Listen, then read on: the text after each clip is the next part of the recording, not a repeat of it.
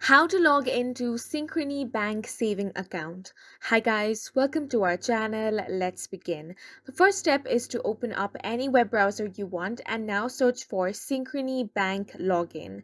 Then click on the very first website that you can see. You can directly go to synchronybank.com as well.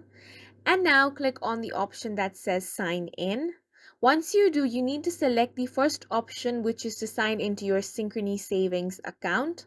Here you want to enter your username. If you want your username to be remembered, then check the box that says remember username. After this, you need to enter your password, so make sure you enter the correct password. If you have to check, click on this I button here to check your password.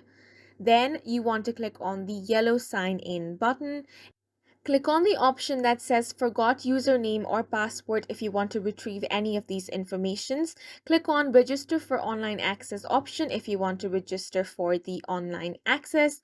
And that's it for this video. We hope you guys found it helpful. Please make sure to hit the like button and subscribe for more videos like this.